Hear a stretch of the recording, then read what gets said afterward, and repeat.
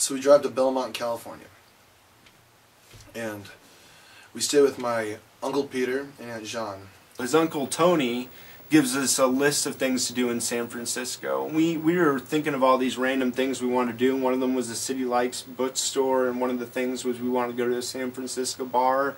We go to this perfect little strip.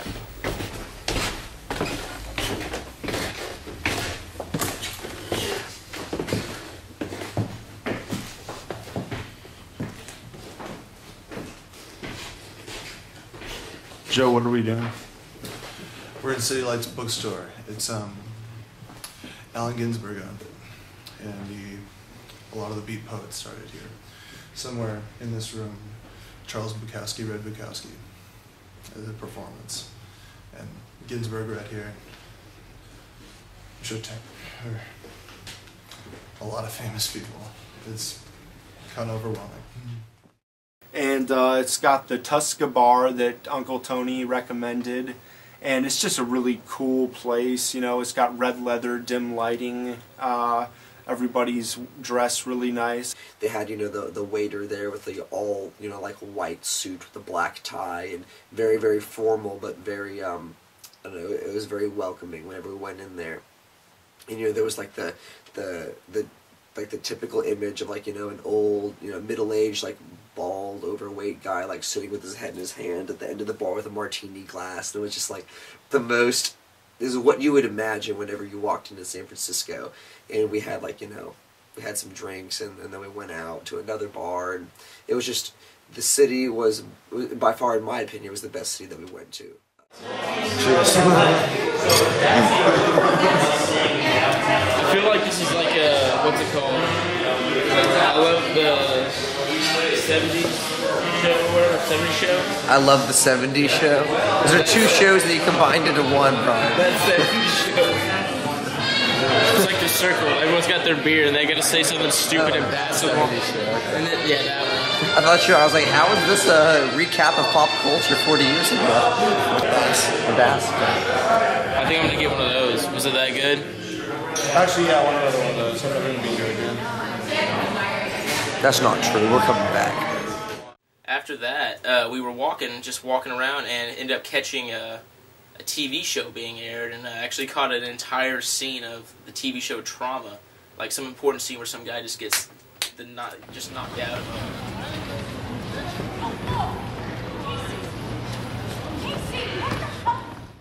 And after that, you know, we call it a night, head back to the house. The cousin of Joe's is still up working on an essay, but other than that, everyone's asleep, and we just crash. I laid down immediately just because of how exhausted I was. So we wake up the next morning, refreshed once again. And we just load up the car and the weather and just start driving. We just, you know, straight to Portland, and that's a long drive. I hope, Jimmy, I hope you appreciate what we went through to get through the mountains and snow. 9 hours, I think.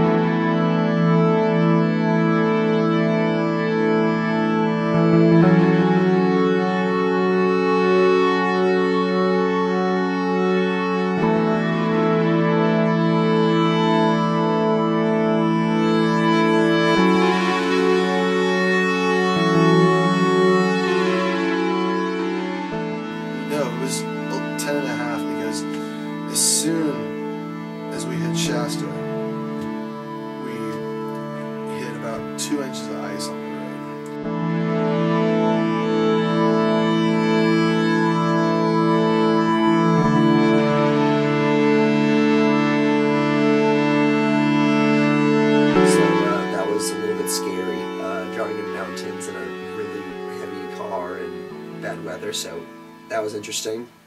And then we got to Portland, and we had a lot of fun. It was great seeing the girls and Jimmy and Mrs. Miller. They were all just such lovely people whenever we were there hanging out with them. So they made us dinner, and then we just reminisced. Then we all went out to the bar afterwards and had a great time.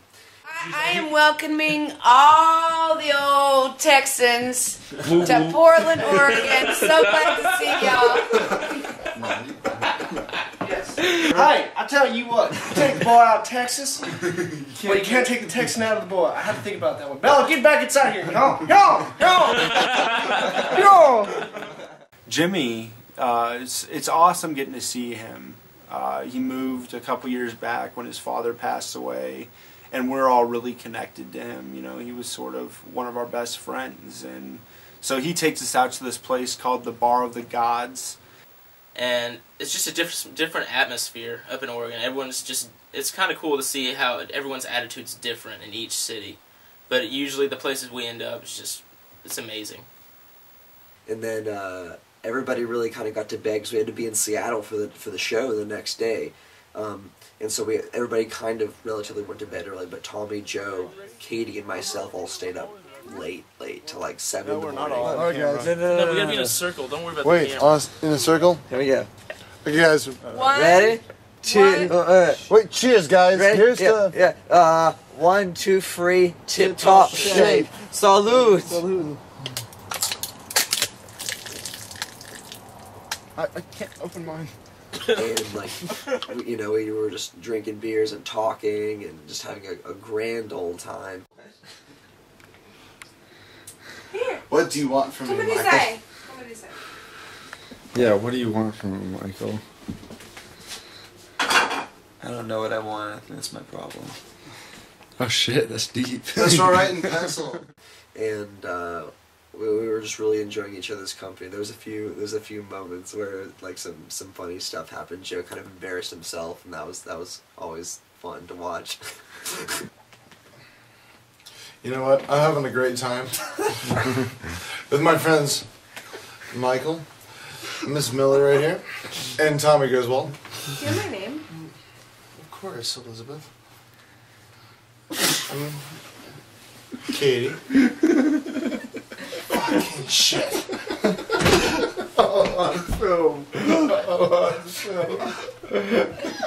The next day we head to Seattle. I'm really excited about this because I'm going to see my family. We get there to the Comet Tavern, which is, one of the places Kurt Cobain played at all the time, etc. And 8 Machine, Jimmy's band, is actually the first band.